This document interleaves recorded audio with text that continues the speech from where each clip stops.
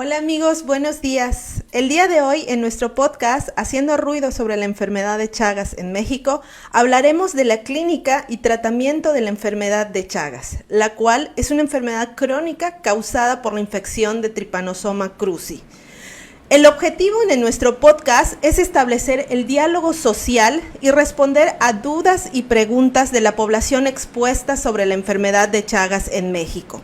Recuerden que el eslogan de este año 2025 para Fin de Chagas es: para la prevención y control de la enfermedad de Chagas, todos somos necesarios. El día de hoy nos acompaña el doctor Jesús Sepúlveda, médico internista y jefe del Departamento de Investigación del Hospital Regional de Alta Especialidad de aquí de Tapachula. Bienvenido, doctor. ¿Qué tal, doctora Angélica? Muchas gracias por la invitación y pues encantado de estar aquí en este esfuerzo para luchar contra la enfermedad de Chagas. Muchas gracias. Doctor, una de las preguntas que nos hacían el día de hoy que quedó pendiente para responder es: ¿cuáles son los síntomas de la enfermedad de Chagas? Bueno, la enfermedad de Chagas, como todos sabemos, pues es una enfermedad transmitida por vectores triatominos, ¿no? La famosa chinche besucona y bueno, esta enfermedad en términos generales tiene dos fases, una fase aguda y una fase crónica, y bueno, en términos generales, en una infección aguda, pues los síntomas suelen ser muy generales, ¿no? Puede haber fiebre, puede haber dolores musculares, inflamación de los ganglios linfáticos, puede haber algunos signos más característicos como el signo de Romaña, que es una inflamación de los dos párpados de uno de los dos ojos, y en términos generales así cursa una infección aguda. Suele confundirse con algún otro tipo de infección en términos generales, entonces puede pasar desapercibido junto con algunas otras infecciones, sobre todo en zonas endémicas como lo es Chiapas, en donde hay otras enfermedades transmitidas por vector como el dengue o algunas otras enfermedades que han ingresado al país como Zika o como chikungunya. Los síntomas pueden asemejarse hasta cierto punto y entonces puede dificultarse la detección en la etapa aguda, ¿no?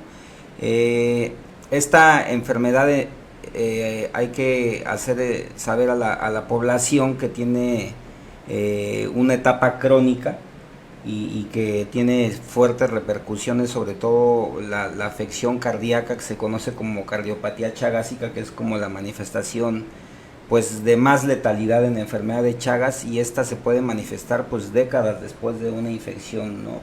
Aguda o de digamos, de la transmisión del parásito por el vector. Y muchas veces también pasa desapercibido por mucho tiempo. De los síntomas que más puede llegar a condicionar pues son arritmias, ¿no? Algunos bloqueos de rama que son observables en el electrocardiograma, o algunas extrasistolias, que son los nombres, digamos, científicos de estas arritmias. O bien, si el paciente pues ya progresa a etapas mucho más avanzadas, pues suele llegar con datos de insuficiencia cardíaca, que así le conocemos los médicos, ¿no? Hinchazón de las extremidades, mucha falta de aire, y muchas veces es así que son detectados, pero ya cuando la enfermedad está muy avanzada y ya suele estar en una fase dilatada. Otro grupo de pacientes también suele hacer manifestaciones gastrointestinales. Estoy hablando de la etapa crónica, ¿no? Porque la aguda ya la comentamos.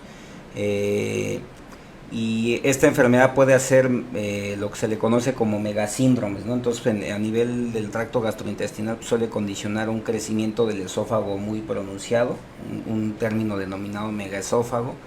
Y bueno, pues el paciente va a tener síntomas como de reflujo gastroesofágico, síntomas de dispepsia, y pues cuando acude a recibir atención o a solicitar atención por estos síntomas, pues es cuando se suele descubrir este tipo de manifestaciones, y pues es donde habría que sospechar si el paciente vive en zonas de transmisión del parásito, pues que puede estar infectado, ¿no? Claro, entonces una de las sospechas de que puedo tener la enfermedad de Chagas es llegar al hospital con estos síntomas que nos acaba de describir. Sí, como les decía yo, lo más común y digamos la complicación de mayor impacto para la población pues es la cardiopatía chagásica. Entonces una gran proporción de pacientes son diagnosticados cuando acuden a recibir atención, ya sea a las salas de urgencias o cuando son referidos a las unidades de cardiología, ya por etapas avanzadas de una insuficiencia cardíaca de causa pues, no conocida, ¿no? Y una de las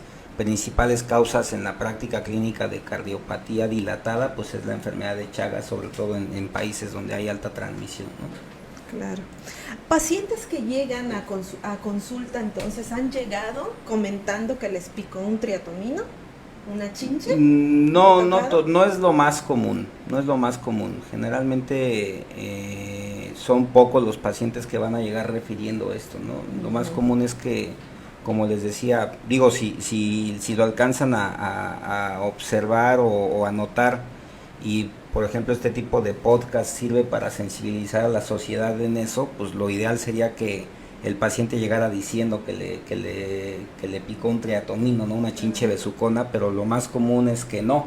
Lo más común es que el paciente pues hoy en día llegue en etapas muy avanzadas de las complicaciones y se ha diagnosticado ya en etapas muy avanzadas, y es parte de lo que queremos cambiar, ¿no? En esta enfermedad, es sensibilizar a la sociedad, al personal de salud, para que estas enfermedades sean sospechadas, sean detectadas con mayor oportunidad para que se pueda prevenir esa progresión, ¿no? Yeah.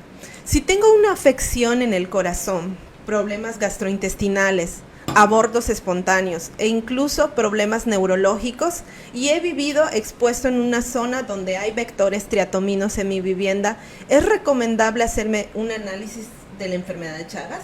Pues si hay algún síntoma, digamos, que sugiera, ¿no? Les digo, al inicio estos síntomas suelen ser muy vagos, ¿no? A lo mejor el paciente pues puede referir algunas palpitaciones, algún síntoma como fatiga, suelen ser muy vagos al inicio y es difícil que el paciente lo pueda detectar como para ir a solicitar atención por eso, ¿no? Pero lo ideal sería que sí, que si el paciente sabe que vive en un área donde hay chinches besuconas o este vector transmisor del parásito, pues, y si presenta alguno de los síntomas que estamos comentando que puede corresponderse con alguna complicación crónica de Chagas, pues lo más recomendable es que acudan a solicitar alguna prueba diagnóstica.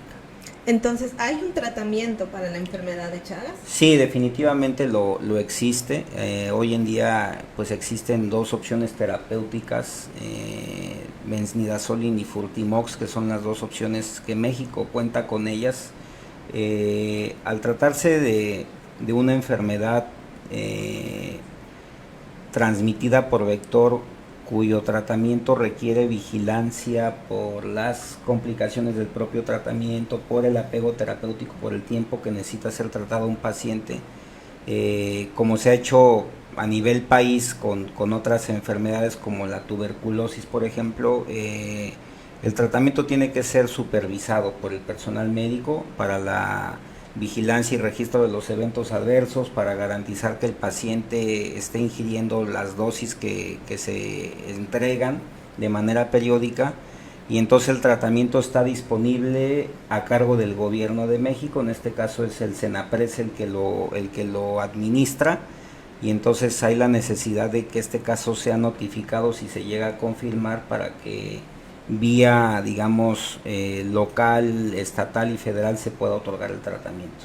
Claro, un punto muy importante que acaba de tocar el doctor Sepúlveda es que el medicamento en México es controlado, no es de venta libre, no es de venta comercial, es controlado por Secretaría de Salud, en este caso Senaprece.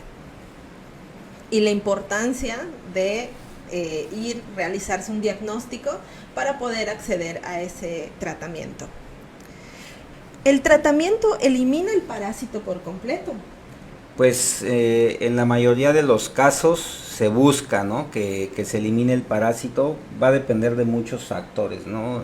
La etapa en la que es detectado el paciente, qué tantas complicaciones puede tener, pero si este tratamiento se llegara a dar en la fase aguda, que sería, digamos, lo ideal en la mayoría de los casos, pues hay una muy alta probabilidad de que el parásito sea eliminado del organismo una vez cumplido el tratamiento. De hecho, la tasa de éxito de eliminación es mucho mayor en los casos agudos que en los casos crónicos. Y el caso de los casos crónicos, pues ahí sí se ha visto que la efectividad ya suele ser menor, los datos epidemiológicos varían de donde hay datos reportados, pero sí se sabe que es menor que en la fase aguda y que a lo que puede ayudar es sobre todo a prevenir la progresión, ¿no? Entonces lo ideal es que un caso sea tratado pues antes de que ya progresen los síntomas, sobre todo los cardíacos, que como les menciono son los que más impacto tienen en la calidad de vida del paciente y son los que condicionan un peor pronóstico a largo plazo, para que pues esta progresión se pueda retrasar. Una vez establecidas las complicaciones, pues aunque se eliminara el parásito, ya es difícil que reviertan estas complicaciones, ¿no? Claro. Entonces, ¿el daño ya ocasionado por el parásito no se cura con el tratamiento? No, si un paciente, digamos, lo detectamos ya en etapas avanzadas, vamos a pensar una cardiopatía dilatada, que ya tiene datos clínicos de insuficiencia cardíaca, ¿no? Como falta de aire, como hinchazón de las extremidades, una fracción de eyección ya muy comprometida, pues todo este tipo de complicaciones ya presentes no se revierten con el tratamiento, ¿no? Y es muy probable que, aunque se le diera un tratamiento de erradicación del parásito, pues eso que ya condicionó el parásito en el corazón difícilmente va a tener, digamos, una cura o una regresión hacia etapas, digamos, hacia un funcionamiento normal, ¿no? Eso ya no ocurre, por eso es el énfasis en que pues este tipo de casos sean detectados antes de que el paciente presente la progresión, ¿no? Ok. Una vez que ya tomé el tratamiento, ¿cada cuánto tengo que acudir a controles para ver que no se activó de nuevo el parásito? Pues lo recomendado en términos generales es que sea semestral, ¿no? El tratamiento en términos generales se otorga por 2 meses, 55, 60 días es como lo mencionado en la literatura, en las guías, en las recomendaciones. Y es donde se consigue mayor tasa de éxito. Como les comentaba, depende mucho de en qué etapa esté, si es en la etapa aguda o crónica, mayor éxito en la etapa aguda, pero de ahí en adelante, pues si un caso se considera, digamos, curado porque negativiza la prueba serológica o porque las pruebas moleculares llegan a volverse negativas en un paciente que previamente las tenían positivas, pues sí se establece un plan de seguimiento más o menos semestral para vigilar que no haya, digamos, pues una reactivación de una infección previa o inclusive pues un paciente que pueda pueda volver a infectarse nuevamente de otro vector, porque pues es gente que Claro. seguramente está en contacto con el vector todo el tiempo, no cambian su ambiente, digamos, doméstico, ¿no? A esto va la siguiente pregunta. ¿Se puede recibir un segundo tratamiento si se reactiva el parásito?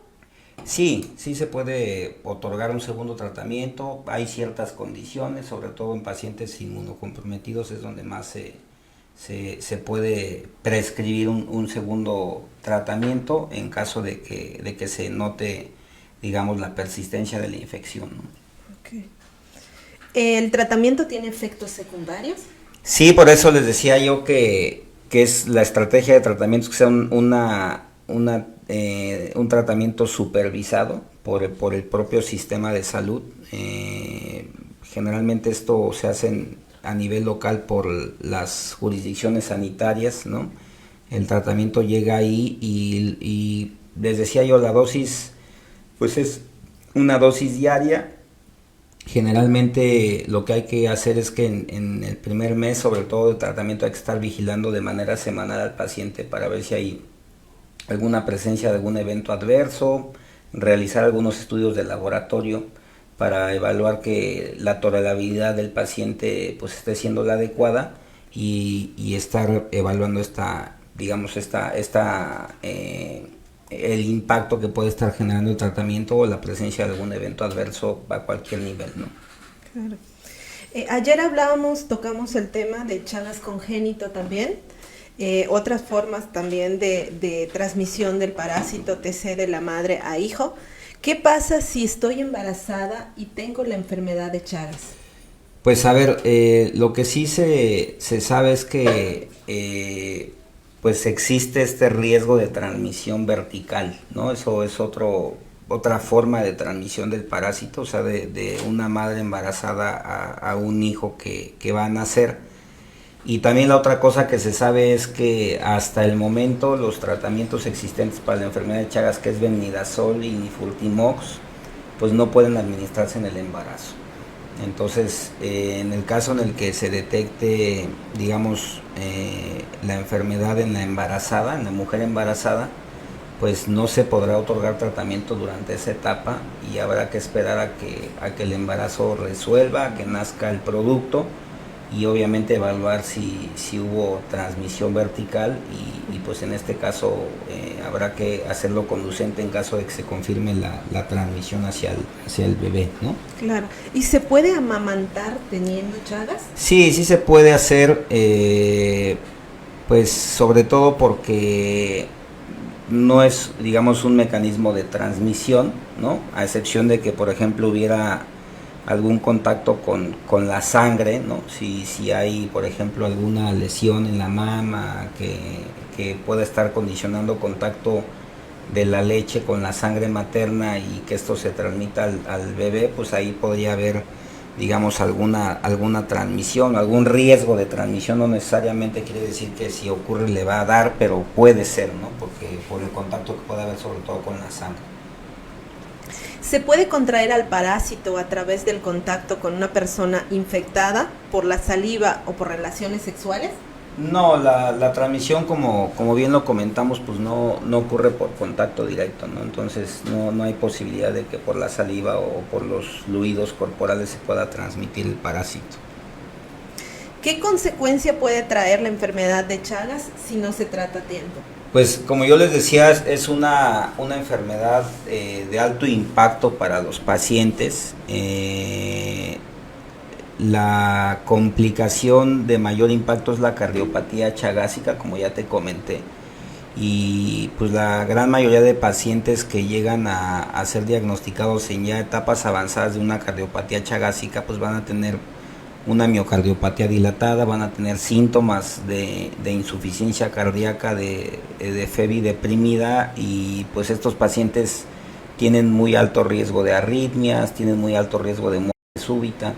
Y a final de cuentas pues existe una merma muy importante en la calidad de vida en esas etapas y al final de cuentas pues son pacientes que van a fallecer por complicaciones de una insuficiencia cardíaca, ¿no? que ya no va a ser revertida aunque se traten, aunque se elimine el parásito, y en esas etapas, digamos, en ese sentido no hay mucho que hacer.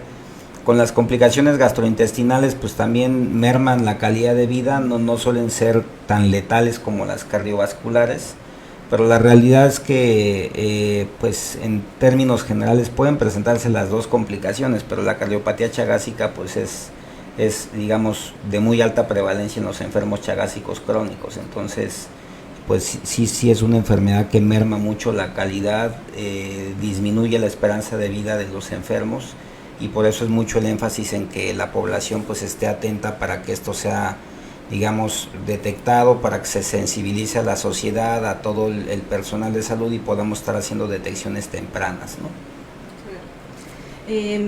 Abrimos la sesión de preguntas por parte del público. Liz, ¿nos ayudas, por favor? ¿Pueden dejar sus preguntas en el live, en vivo, por favor? Aquí tiene Tony Medrán una pregunta. ¿Cómo se le da seguimiento a esa enfermedad? Por ejemplo, a mi esposa le detectaron Chagas. Bueno, si ya el caso está diagnosticado, pues como les decía, lo conveniente es, desconozco si este caso ya haya sido tratado o no, si no ha recibido tratamiento, pues habría que acercarse a las instancias que correspondan en su entidad federativa de residencia, y como les decía, pues el tratamiento lo otorga el sistema de salud. Hay que vigilar la tolerabilidad al tratamiento, que habitualmente es de 2 meses, y como les comentaba yo, el seguimiento generalmente se hace de forma semestral para estar vigilando las pruebas que hasta el momento son las que nos pueden indicar la curación o digamos la persistencia de la infección. Neri Rafael dice, ¿qué diferencia hay entre la fase aguda y la fase crónica? Bueno, pues sobre todo es el tiempo de evolución, ¿no? La fase aguda pues es aquella etapa que está muy cercana al momento de la transmisión del parásito hacia el ser humano, cuando hay digamos, pues un contacto con el vector transmisor, ¿no? Con la chinche besucona, y generalmente son las primeras semanas de la infección, en donde se le denomina una etapa aguda, posterior a la cual podrá el paciente estar asintomático durante muchos años, y después de esos muchos años, que suelen ser décadas, empezar a presentar síntomas de la etapa crónica, que pues yo les diría que pueden ser 10, 15 o 20 años después de haber estado en contacto con el parásito, ¿no? Entonces la diferencia entre una y otra pues es, digamos, el tiempo transcurrido entre la transmisión del parásito y la aparición de los síntomas. En una etapa aguda pues es en las primeras semanas, 2-3 semanas después de que se tuvo contacto con el parásito, y en la etapa crónica pues es años después. Erika Bautista pregunta, ¿cuáles son las complicaciones más seguidas? Más frecuentes, quiero pensar yo que está preguntando Erika, pues las que ya mencionamos de la etapa aguda, pues es un cuadro general, ¿no? Inflamación de los ganglios linfáticos, fiebre, malestar general, dolores musculares, y como les decía yo al inicio, esta enfermedad pues puede confundirse con alguna otra transmitida por vector, o alguna enfermedad estacional inclusive, por los síntomas, ¿no? Y la etapa crónica, pues como les decía yo, la complicación de más alto impacto pues es la cardiopatía chagásica. Entonces muchos de los síntomas podrán ser a nivel cardiovascular: fatiga, falta de aire, palpitaciones, arritmias cardíacas, ¿no? Hinchazón de pies, y a lo mejor esos pueden ser los motivos de consulta por los que un paciente puede acudir, o bien a nivel intestinal, pues datos de reflujo gastroesofágico refractario, dispepsia o dolor epigástrico, y que por ese motivo acudan a consulta y en algún estudio se les detecte algún síndrome megaorgánico, ¿no? Mara Guillén dice, ¿cuál es el tiempo de la fase aguda una vez picado por la chinche? Pues es variable, pero en términos generales ya desde los primeros 72-96 horas después de que se transmite el parásito hacia el ser humano pueden empezar a ver alguna sintomatología general, y la latencia de la duración de estos síntomas pues es en las primeras 2-3 semanas después de la infección, ¿no? Edwin Lunes dice, ¿en menores de edad el tratamiento es igual? Obviamente las dosis se ajustan por peso, ¿no? Entonces en ese sentido pues sí se ocupan los fármacos que están disponibles. A lo mejor habrá algunos lineamientos que favorezcan que en la etapa pediátrica se administre uno o en comparación del otro, pero en términos generales la dosis se ajusta por kilo de peso. Entonces bajo esa circunstancia pues la dosis en población pediátrica será mucho menor que la de la población adulta, pero como esa dosificación va ajustada por kilo de peso, entonces pues es lo que se administra, ¿no? Carlos Rachi dice, ¿cuáles serían los síntomas que tiene uno cuando la chaga pica a una persona? Pues a ver, al inicio puede haber reacción local, ¿no? En el sitio de la picadura, ¿no? Que es lo más común, y pasado cierto tiempo de esos potenciales síntomas que se pudieran presentar, pues ya se van a manifestar los síntomas generales que caracterizan a la etapa aguda, que ya les hice mención de ello, ¿no? Puede haber fiebre o elevación o sensación de la elevación térmica a nivel corporal, dolores musculares, inflamación de los ganglios linfáticos, esta inflamación bipalpebral unilateral que les decía yo que se puede presentar, o el chagoma clásico que puede caracterizar a la etapa aguda, y en términos generales eso es lo que va a caracterizar a esa etapa posterior al piquete. Henry Eduardo dice, ¿para la detención se puede realizar en algún laboratorio particular o tiene que ser en el laboratorio de la Secretaría de Salud? A ver, en términos generales, esta pregunta que es interesante, tiene implicaciones en los aspectos terapéuticos, porque el CENAPRESE, que es el órgano regulatorio de este acceso a tratamientos en la enfermedad de Chagas, tiene establecido en sus lineamientos que, digamos, las pruebas bajo las cuales presuntamente se confirma un caso de enfermedad de Chagas tiene que estar validadas por los entes regulatorios en México. En este caso, pues generalmente es los laboratorios estatales de salud pública o el Instituto de Diagnóstico y Referencia Epidemiológica o algún otro laboratorio que tenga las pruebas acreditadas ante estos entes regulatorios, ¿no? Entonces, en ese sentido, independientemente de que un paciente pudiera ser diagnosticado en el medio facultativo o privado, como le quieran llamar, la conducta a seguir de todas maneras sigue siendo acercarse al sistema de salud, porque el caso se tiene que notificar, se tiene que realizar un estudio epidemiológico de caso, notificarse oficialmente y le van a volver a tomar muestras al paciente para procesarlas en los laboratorios estatales o incluso en el ámbito federal, en el Instituto de Diagnóstico y Referencia Epidemiológica, y será bajo estas circunstancias que pueda confirmarse un caso en el sistema y que el paciente pueda tener acceso al tratamiento. De otra forma, no va a haber forma de que le den tratamiento. Neri Rafael dice, ¿qué nombre recibe la hinchazón que puede aparecer en el ojo tras la infección por Chagas? Se le conoce, como les comenté al inicio, como signo de Romaña, ¿no? Que es un signo muy específico de la enfermedad de Chagas, aunque no es tan frecuente, pero cuando se presenta en una zona de transmisión endémica, en donde se sabe que hay contacto con estos triatominos, pues es altamente sugestivo de. Adelante, Liz. Sí, también hay otra pregunta que dice, ¿qué tanto afecta la enfermedad de Chagas en enfermos crónicos como diabetes? Pues a ver, la enfermedad le puede dar a cualquier persona, digamos, sea sano o tenga alguna condición comórbida agregada. Evidentemente, pues en el día a día sabemos que la prevalencia de enfermedades crónicas degenerativas en nuestro país pues es alta, sobre todo la carga de diabetes, de hipertensión, de obesidad. Entonces, mucha de esta población que se está infectando de enfermedad de Chagas tendrá al mismo tiempo algunas otras condiciones, digamos, comórbidas que se pueden presentar, y algunas de estas enfermedades, por ejemplo la diabetes, si es una diabetes descontrolada, pues podrá condicionar cierto grado de inmunosupresión en el sistema inmune, que a lo mejor sí pudiera hacer una diferencia en la respuesta inmune que se está condicionando al parásito por esta inmunosupresión que podría estar generando alguna de estas condiciones, ¿no? Llámese enfermedad crónica degenerativa o llámese alguna otra condición de inmunosupresión farmacológica o de inmunosupresión celular. Dice, en toma de biopsias gástricas se puede saber si existe la enfermedad de Chagas, ya que este paciente fue picado por una chinche en el 2014. A ver, si hay forma de que pueda detectarse, digamos, en algunos casos en tejido, el parásito. Habrá que tener una pericia y una experiencia para poder identificarlos, a lo mejor con tinciones particulares que habrá que hacerle al tejido.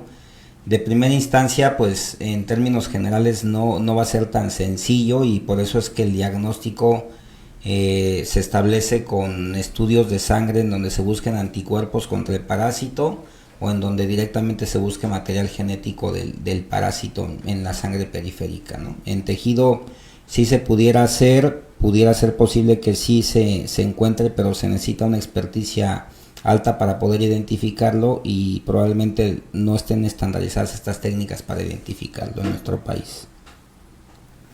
Mara Guillén dice, después del contacto con el parásito, ¿qué tiempo es indicado para estar dando seguimiento serológico o molecular para saber si hay anticuerpos en la persona picada? ¿Cuánto tiempo después de ser picado debo seguir haciéndome los análisis para saber si fui infectado? Pues a ver, lo ideal es que si un caso, o sea, el paciente solicita la atención porque identificó que fue, digamos, tuvo contacto con un vector triatomino, pues es que se hagan las pruebas, pues si hay disponibilidad y hay estandarización de pruebas moleculares en la fase aguda. Las pruebas serológicas, pues como son pruebas indirectas, habrá que esperar a que el sistema inmune de cada individuo empiece a orquestar una respuesta de anticuerpos, que el tiempo en el que se orquesta esta respuesta inmune también varía entre pacientes, pero en las primeras, inclusive desde la primera semana después de un contacto con el parásito, puede empezarse a orquestar la respuesta de inmunoglobulinas, y ya seguramente hacia la segunda, tercera semana ya los pacientes que digamos orquestan respuestas inmunes pues pudieran tener anticuerpos, ¿no? Aquí la cuestión es que los antígenos contra los que se orquesta la respuesta inmune pues son muy diversos, y está habiendo todavía un bajo desempeño de muchas pruebas serológicas para poder identificar anticuerpos contra el parásito, y ese es, digamos, el reto que tienen los sistemas de salud a nivel mundial, incluido el mexicano, para poder mejorar la eficiencia diagnóstica. Dice, en cuanto al tratamiento, ¿qué porcentaje de éxito hay o habrá para los pacientes que hayan recibido alguno de los fármacos por el tiempo mencionado? ¿Solo los inmunocomprometidos recibirán un segundo tratamiento, o qué criterios se seleccionan para iniciarlo en personas que salgan positivas en serología pero negativos por la prueba molecular? A ver, esta pregunta es importante. Como les mencioné hace un rato, la tasa de éxito es mucho más alta en infección aguda, ¿no? O sea, si un paciente llega a ser diagnosticado en esta etapa, la posibilidad de eliminación del parásito inclusive puede alcanzar más del 90% de los casos. Varía, ¿no? Dependiendo de muchos otros factores, pero en términos generales oscila hasta esos números.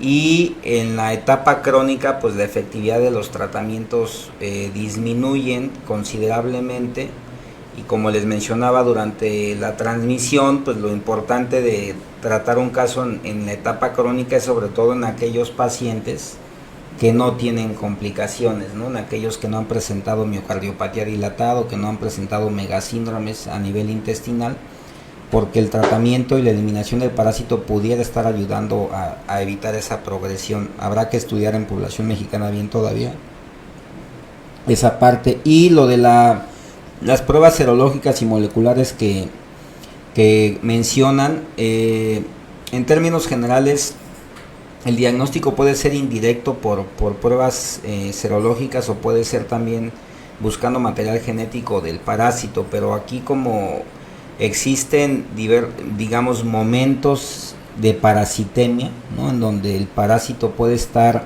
saliendo a la sangre en algunos momentos y en otros momentos no. Entonces una prueba molecular única no excluye el diagnóstico ni significa tampoco curación. Por eso es que la importancia es sobre todo buscar hacer pruebas repetidas o pruebas seriadas para garantizar que en más de una ocasión una prueba pueda salir negativa y entonces un caso se pueda declarar curado, y lo mismo para las pruebas serológicas, ¿no? Aquí el reto es digamos que un caso salga positivo serológicamente, ¿no? Porque como les decía, la diversidad de antígenos es muy amplia, y los kits que existen en la actualidad para detectar esos antígenos pues están quedándose limitados a los que se están, digamos, orquestando en la respuesta inmune contra el parásito, y no estamos teniendo una positividad como sería la ideal en la serología para estos pacientes.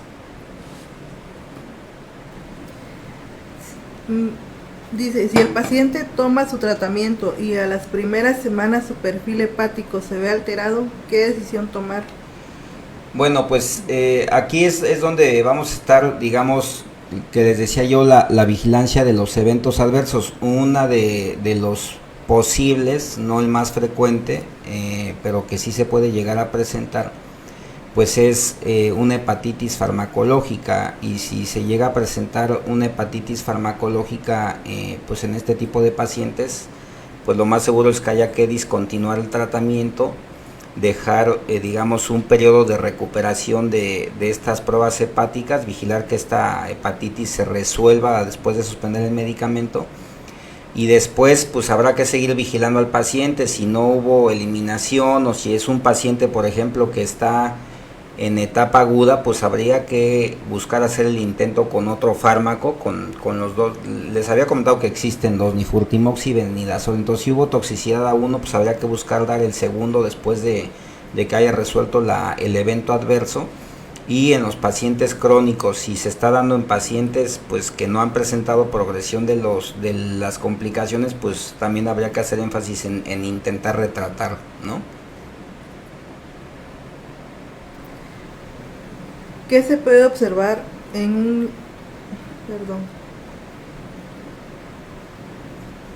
¿Qué se puede observar en un niño recién nacido infectado con Chagas congénito? Pues a ver, puede haber sintomatología, digamos, general, ¿no? Al inicio, en un recién nacido, pues va a ser muy difícil de primera instancia identificarlo, ¿no? Pero si se sabe que se tiene el antecedente de una madre embarazada infectada, pues ahí la búsqueda tiene que ser intencionada y de seguimiento de este caso, ¿no? Pero en caso de que pudiera haber manifestaciones en el paciente pediátrico, sobre todo en la etapa de lactante o de recién nacido, pues puede tener manifestaciones agudas, porque esta transmisión pues sobre todo va a ser cercana al momento del nacimiento, y entonces serán esas primeras etapas en donde pudiera presentar síntomas, y pues de presentarlos en esa etapa serán sobre todo irritabilidad, no, a lo mejor fiebre y algún otro síntoma pues muy inespecífico que no es tan fácil de detectar en esas etapas. Entonces por eso es muy importante que se pueda estar identificando a las mujeres embarazadas que estén infectadas, para estar vigilando sobre todo posterior al nacimiento del producto, pues si hubo transmisión perinatal, vertical o no. Erika Domínguez pregunta, ¿el tratamiento se puede obtener fuera del sector salud de manera privada? No, de momento no, como les comentaba yo, son tratamientos supervisados por el sistema, y esto tiene que ver con la necesidad de cierta manera de garantizar que un paciente va a tener la adherencia al tratamiento, porque les decía yo que en términos generales son 8 semanas de administración, o sea 2 meses.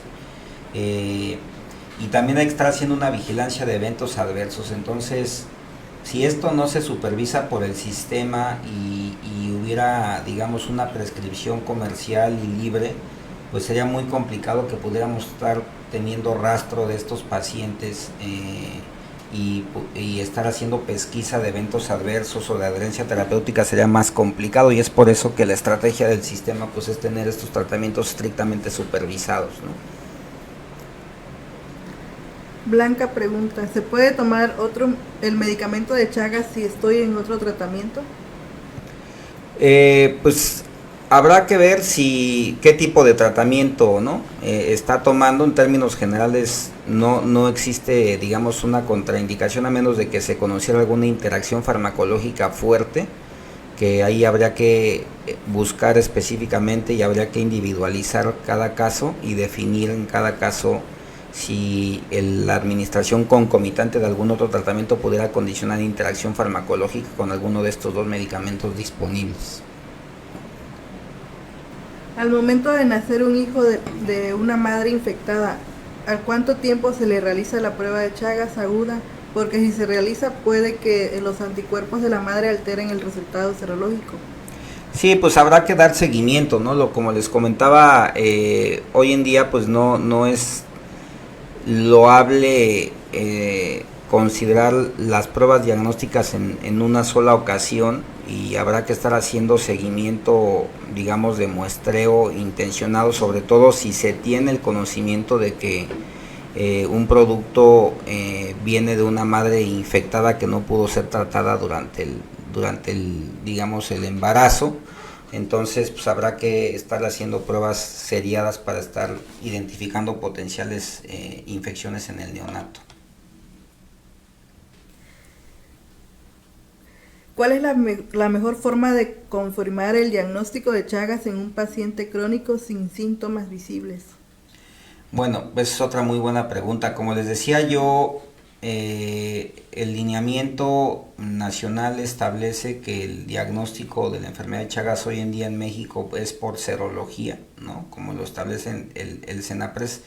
Sin embargo, pues hay que tener en mente esto que les comentábamos, que ya es algo conocido, digamos, a nivel global, que es el desempeño de las pruebas serológicas y que tenemos pruebas serológicas pues que están teniendo sensibilidades pues no tan deseables, ¿no? Algunas de ellas cercanas al 50-60%, entonces desde mi punto de vista yo creo que tendría que ser una combinación entre pruebas moleculares que detecten material genético del virus y que sean pruebas moleculares que estén estandarizadas y en asociación a pruebas serológicas y evidentemente, como dice el lineamiento, tienen que ser 2 serologías distintas con 2 digamos antígenos o con antígenos distintos en la prueba serológica, y también yo le añadiría que no sean en una única ocasión, sino que se hagan muestreos seriados. Incluso que cabe recalcar que el doctor Sepúlveda es parte también, es colaborador también del proyecto que tenemos en conjunto, en donde tenemos muestras de pacientes y estamos realizando pruebas serológicas y PCR. Ayer se comentó un poquito sobre este tema, sobre la baja sensibilidad en las pruebas de serología con pacientes, en donde no tuvimos, de 33 pacientes, no tuvimos positivos con las muestras con las pruebas de serología, más sí con las pruebas moleculares. Entonces este es un punto muy importante, la diferencia de antígenos que se encuentran en la población mexicana. ¿No tenemos más preguntas? Sí. Adelante, sí, perdón. Acaba de entrar otra vez. Claro. ¿Cuáles son las principales limitaciones y desafíos en el diagnóstico temprano y el acceso a tratamientos efectivos para los pacientes con enfermedad de Chagas en sus fases aguda y crónica? Pues a ver, en la parte del diagnóstico, como ya veníamos comentando y ya ha mencionado la doctora Angélica, pues es sobre todo esta cuestión del el desempeño que están teniendo las pruebas serológicas existentes en México y en general en el mundo entero.